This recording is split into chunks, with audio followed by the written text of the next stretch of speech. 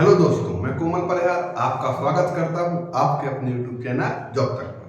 तो चलिए हम लोग शुरू करते हैं। कल जहां हम लोगों ने छोड़ा था आज वहीं से हम लोग शुरू करते हैं। तो कल हम लोगों ने कहां तक छोड़ा था? लास्ट क्लास थी क्या? आपातकालीन उपबंध, यानी कि हम लोग पढ़ रहे थे भारत शासन अधिनियम 1935 से जो चीजें हमारे भारतीय संविधान में जोड़ी गई, ठीक। और आज हम लोगों को पढ़ना है ब्रिटेन के संविधान से या ब्रिटेन से भारतीय संविधान में क्या क्या जोड़ा गया। मतलब देखा जाए तो आज जो हमारा टॉपिक चल रहा है यह चल रहा है संविधान के स्रोत या सोर्सेस ऑफ इंडियन कॉन्स्टिट्यूशन या भारतीय संविधान के स्रोत, ठीक।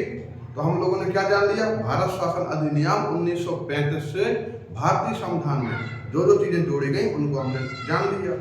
जैसे कि संघीय व्यवस्था जोड़ी गई, क्या संघीय व्यवस्था जोड़ी गई, और क्या जोड़ा गया? राज्यपाल का कार्यालय जोड़ा गया, ठीक। शक्तियों के वितरण की 3 सूचियां जोड़ी गई, और क्या जोड़ा गया? ठीक। न्यायपालिका का ढांचा जोड़ा गया, आपातकालीन उपबंध जोड़े गए, संघ लोक सेवा आयोग जोड़ा गया, ठीक। शक्तियों की 3 सूचियों में क्या क्या? संघ सूची, राज्य सूची और संवर्ती सूची। जो आपातकाल जोड़े उसमें आपातकाल क्या? भारत में मैंने बताया था कल कि भारत में 3 तरीके के आपातकाल लगाए जाते हैं। कौन कौन? आर्टिकल या अनुच्छेद 352 के तहत राष्ट्रीय आपातकाल लगता है, ठीक, जो राष्ट्रपति द्वारा लगाया जाता है। और 356 से क्या? राज्य आपातकाल या राष्ट्रपति शासन जिसको कहते हैं वो लगता है। और 360 से क्या? वित्तीय आपातकाल, ठीक। तो जो वित्तीय आपातकाल है बच्चों वो अपने देश में भारत में एक भी बार नहीं लगा है, ठीक। तो कल हम लोगों ने इतना चीज जाना था। आज हम लोग को जानना है कि जो ब्रिटेन के संविधान से क्या क्या चीजें हमारे भारतीय संविधान में ऐड की गई हैं या जोड़ी गई हैं। तो देखते हैं हम लोग क्या क्या लिया गया है ब्रिटेन से। तो नंबर 1 लिया गया है क्या? संसदीय व्यवस्था। देखिए, संघीय व्यवस्था या फेडरल सिस्टम वो भारत शासन अधिनियम 1935 में लिया गया था, और संसदीय व्यवस्था कहां से? ब्रिटेन। दोनों में अंतर है, संघीय व्यवस्था और संसदीय व्यवस्था। तो ब्रिटेन से देखना है क्या क्या?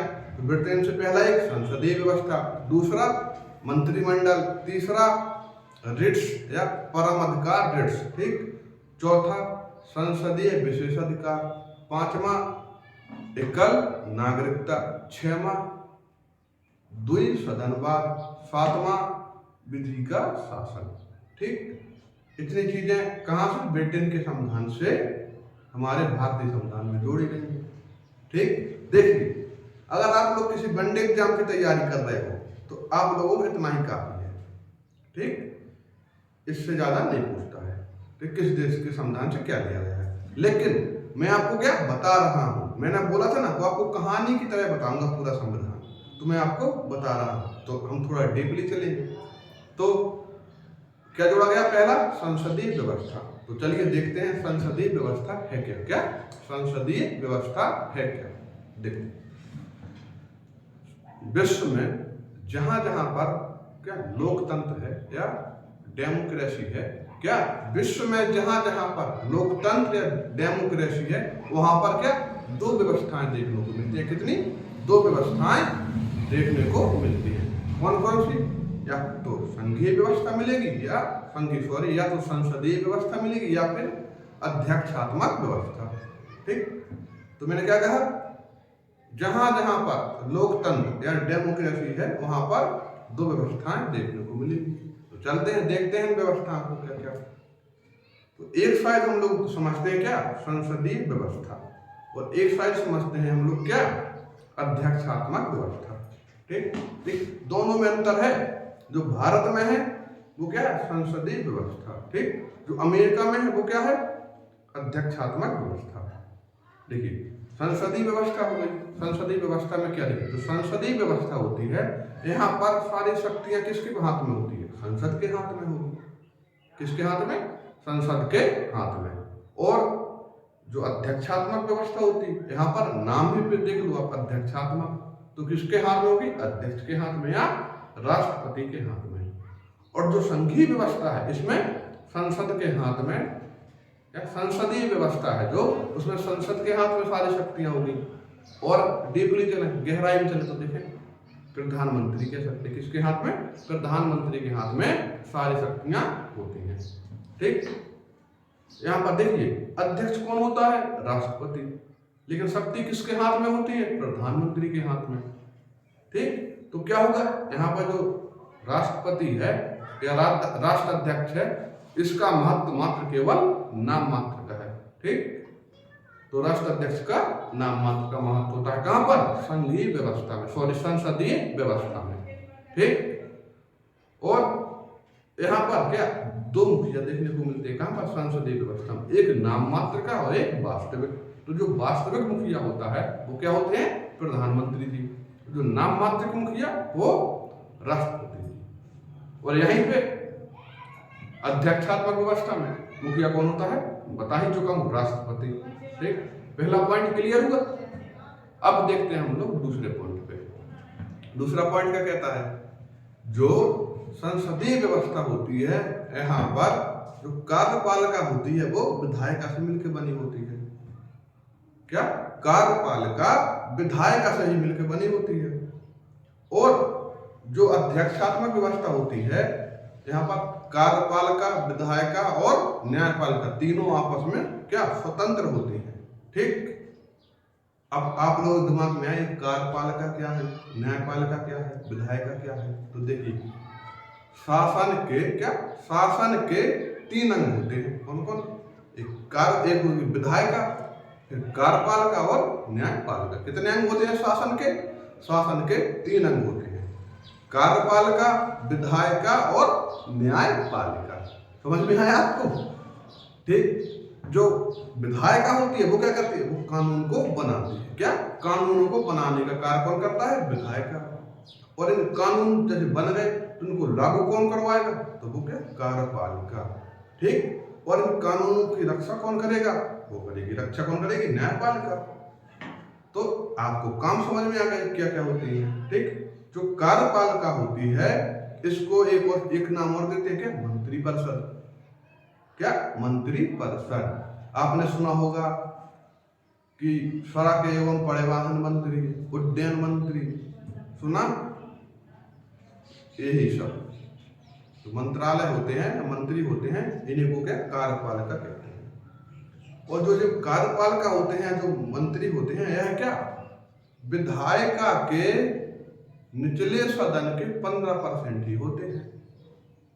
देख, मैंने कहा ना कि विधायिका से ही क्या? कार्यपालिका बनी है या मंत्रिपरिषद बनती है। और जो मंत्रिपरिषद है या कार्यपालिका है, यह क्या? यह विधायिका के निचले सदन के कितने? 15% होती है। अब आप लोगों का दिमाग घूमना चाहिए, क्या विधायिका का निचला सदन? तो क्या कोई निचला सदन उच्च सदन जैसे चीज भी है क्या हमारे देश में? तो बिल्कुल है। देखिए भारत में क्या है? संघीय व्यवस्था है। अगर भारत में संघीय व्यवस्था है तो एक क्या है? केंद्र होगा और एक राज्य होगा। जैसे कि मैं बता चुका हूं आपको, अगर केंद्र होगा तो केंद्र की विधायिका होगी और राज्य होगा तो राज्य की विधायिका होगी। समझ में आया आपको? समझते चलिए आप लोग बिल्कुल आसानी से। जो आपके रोज के जीवन में जो बातें चलती हैं देखते हैं आप लोग, वही बता रहा हूं मैं। ठीक, तो क्या एक केंद्र की विधायिका हो गई और एक राज्य की विधायिका हो गई। जो केंद्र की विधायिका है इसको हम लोग क्या कहते हैं? संसद कहते हैं। जो राज्य की विधायिका है इसको क्या? राज्य का विधानमंडल कहते हैं। ठीक, अब जो केंद्र की विधायिका संसद है इसके भी 2 भाग होते हैं। कौन कौन? एक होता है राज्यसभा, एक होती है लोकसभा। ठीक, और जो राज्य की विधायिका इसके भी 2 भाग होते हैं, एक कौन से? विधान परिषद और एक विधानसभा। समझ में आया? विधानसभा और विधान परिषद राज्य हो गई, लोकसभा और राज्यसभा केंद्र हो गई संघ की। अब देखिए निम्न सदन उच्च सदन पे आते हैं। मैंने कहा था कि विधायिका की निम्न सदन का 15% ही मंत्री होते हैं। तो केंद्र की जो विधायिका है संसद, इसका निचला सदन क्या होगा? तो इसका जो निचला सदन है वो क्या? लोकसभा। ठीक, और उच्च सदन क्या है? तो राज्यसभा। ठीक, जो केंद्र की विधायिका है उसका निचला सदन क्या है? लोकसभा। और उच्च सदन क्या है? राज्यसभा। ठीक, तो केंद्र है, केंद्र की विधायिका है, ठीक। तो राज्यसभा लोकसभा है। तो जो निम्न सदन है क्या, लोकसभा, इसमें कितने सदस्य हैं केंद्र में? 545 सदस्य। कितने? केंद्र में, लोकसभा, ठीक है। केंद्र की विधायिका की बात कर रहा हूं मैं, केंद्र में लोकसभा में 545। अब 545 से कितने मंत्री बनेंगे कार्यपालिका? 15%, ठीक। कितने? 15%, जिसमें प्रधानमंत्री भी शामिल होंगे। तो 15% कितने होंगे 445 के? लगभग 82 या 83 के आसपास, ठीक। तो कितने मंत्री हो सकते हैं केंद्र में? 82 या 83 समथिंग, निकाल के देख लेना आप लोग। अब इसी प्रकार राज्य पे आते हैं हम।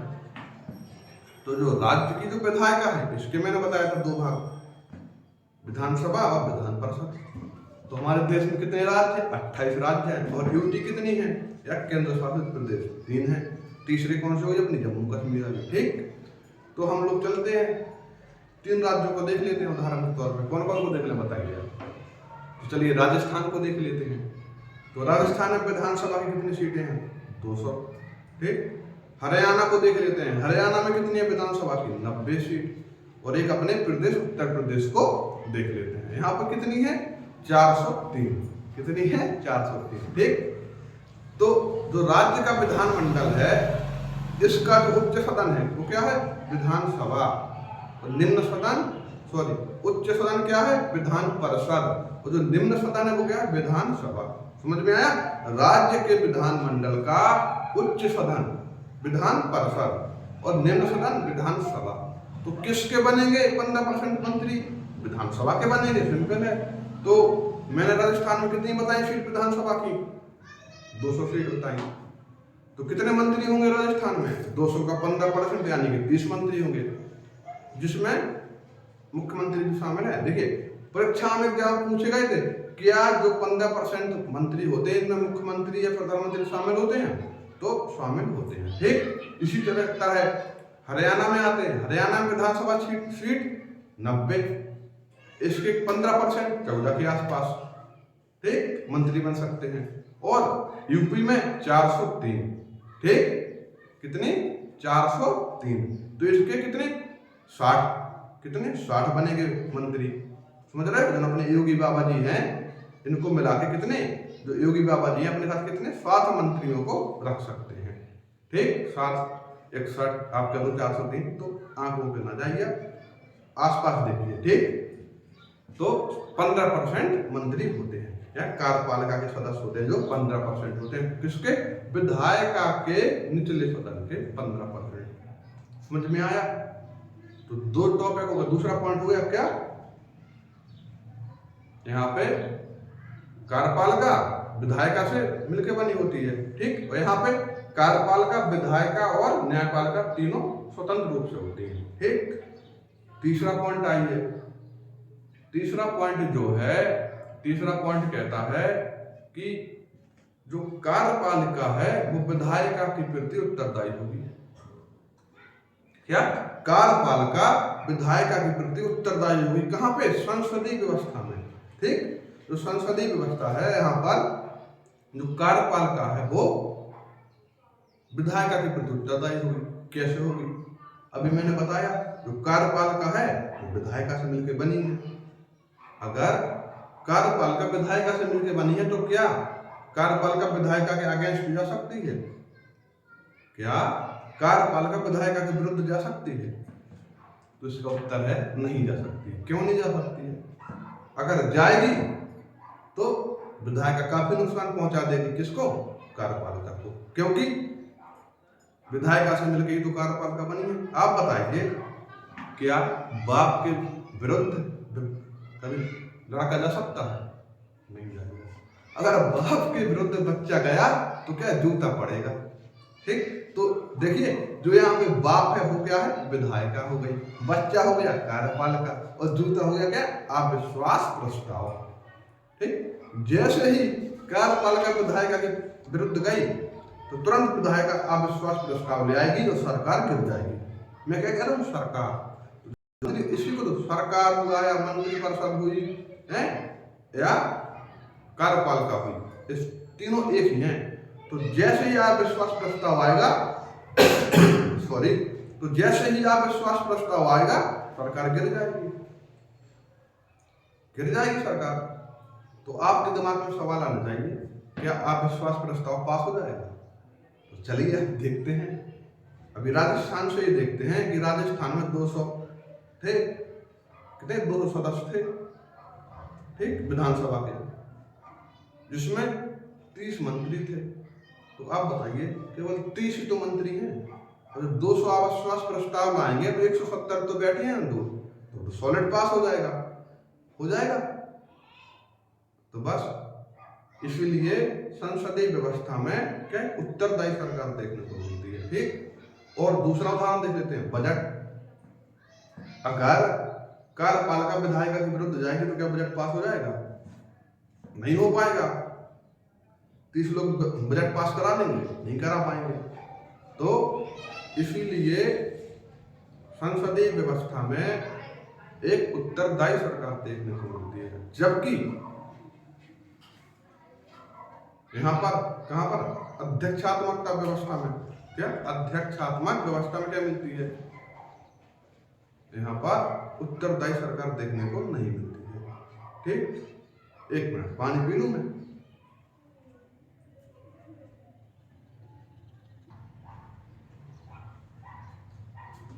ठीक, तो हम लोग कहाँ थे? अध्यक्षात्मक व्यवस्था में। मैंने क्या कहा था? यहाँ पर क्या उत्तरदायी सरकार नहीं होती है, यहाँ पर अध्यक्षात्मक व्यवस्था, जबकि संसदीय व्यवस्था में एक उत्तरदायी सरकार देखने को मिलती है, ठीक। जो अध्यक्षात्मक व्यवस्था है, यहाँ पर क्या पृथक्करण का सिद्धांत पर काम करती है। क्या अध्यक्षात्मक व्यवस्था किस पर? पृथक्करण के सिद्धांत पर। क्यों करती है? देखिए, यहाँ पर तो कार्यपालिका, विधायिका और न्यायपालिका तीनों अलग है।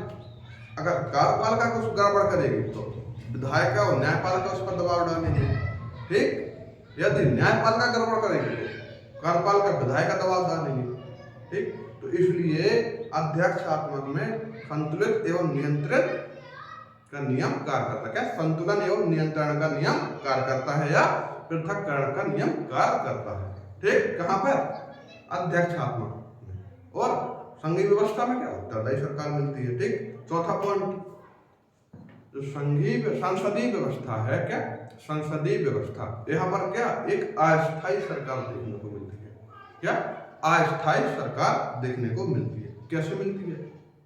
देखिए, संसदीय व्यवस्था में क्या जो होती है, क्या कार्यपालिका वो विधायिका के प्रति उत्तरदायी होती है, और इसको किसका अविश्वास प्रस्ताव का डर बना रहता है। इसलिए यहाँ पर अस्थायी सरकार देखने को मिलती है कि ये सरकार इनको डर बना रहता है, कभी भी सरकार को गिराया जा सकता है, मतलब अस्थायी होती है, ठीक।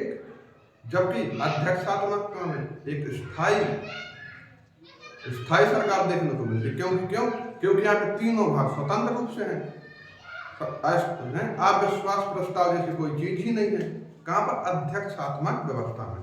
तो इसलिए यहाँ पर क्या स्थायी सरकार मिलती है, और संसदीय व्यवस्था में अस्थायी सरकार देखने को मिलती है। तो समझ में आया आप लोगों को संसदीय व्यवस्था और अध्यक्षात्मक व्यवस्था में अंतर, ठीक। आज की क्लास हम लोग यहीं पर समाप्त करते हैं। कल हम लोग देखेंगे संसदीय व्यवस्था से लाभ या हानि, अध्यक्षात्मक व्यवस्था से लाभ और हानि। तो आज की क्लास हम लोग यहीं समाप्त करते हैं। अगर आपको क्लास अच्छी लगी हो, वीडियो पसंद आई हो, तो वीडियो को शेयर करें, लाइक करें, कमेंट करें और मेरे YouTube चैनल को सब्सक्राइब करें। धन्यवाद। आपका दिन शुभ हो।